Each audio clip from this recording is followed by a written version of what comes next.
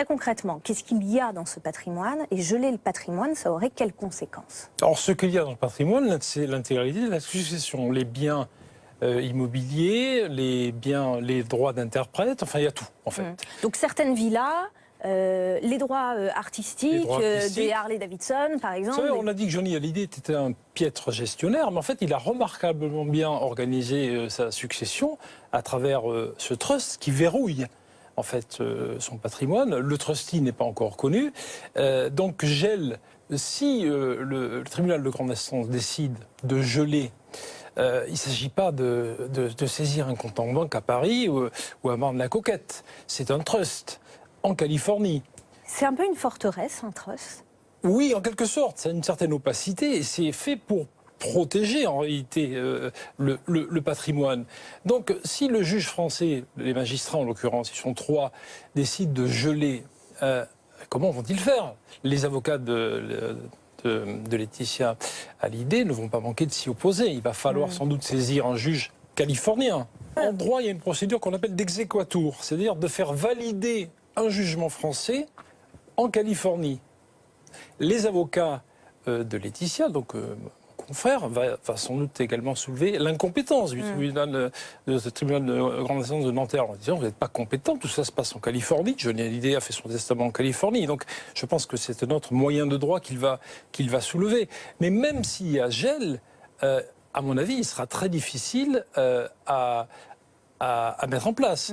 Oui, pour revenir à l'expression que vous avez utilisée, forteresse, c'est un peu ça. C'est un peu ça. C'est-à-dire que vraiment les biens sont une sorte de coffre-fort donc qui sera géré par un trustee qui n'a pas encore été nommé, parce que de toute façon il n'avait pas à l'être.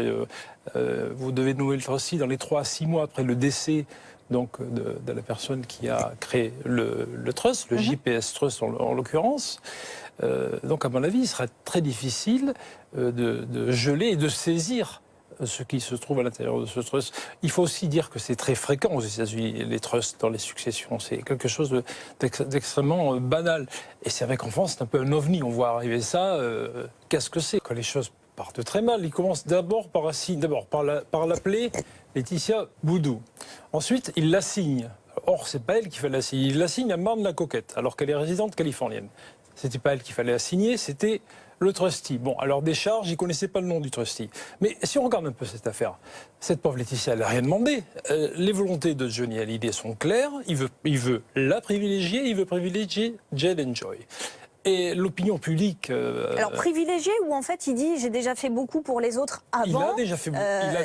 Il avait déjà fait beaucoup. C'est ce qu'il dit. On sait qu'en droit californien... Ça ne rentre pas dans l'héritage. Oui, bien sûr. On sait qu'en droit californien, au niveau succession, on fait ce qu'on veut. On peut léguer à son poisson rouge, à sa femme de ménage, à une œuvre de charité.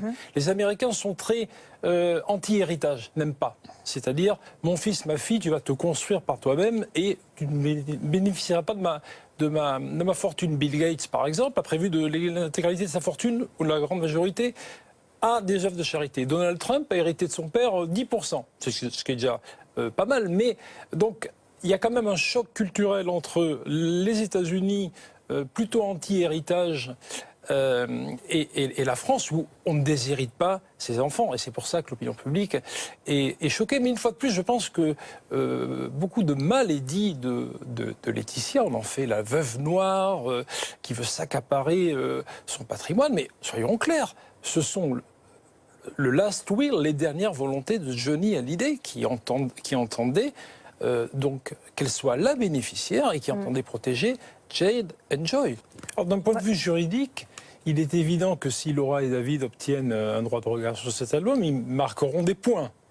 Alors le gel, je ne sais pas si le tribunal le décidera, mais s'ils obtiennent un droit de regard, ça sera quand même une victoire. D'abord, l'album, à mon avis, n'est pas posthume. Enfin, ça, c'est pas très important, en fait. Il n'est pas posthume. La Warner, vous avez quand même la Warner, le poids de la Warner qui a indiqué que Johnny avait validé tout ça. Donc, posthume ou pas, je crois que le débat n'est plus d'actualité. Mais s'ils obtiennent le droit de regard, ils auront marqué des points à la fois dans l'opinion publique, mais également d'un point de vue juridique. Je ne prends pas parti, évidemment. Alors, en tant qu'avocat, je ne suis ni l'avocat de Laetitia, ni l'avocat de David et Laura. Mais les avocats de David et Laura ont tapé très fort. À mon avis, un coup de fil aurait suffi.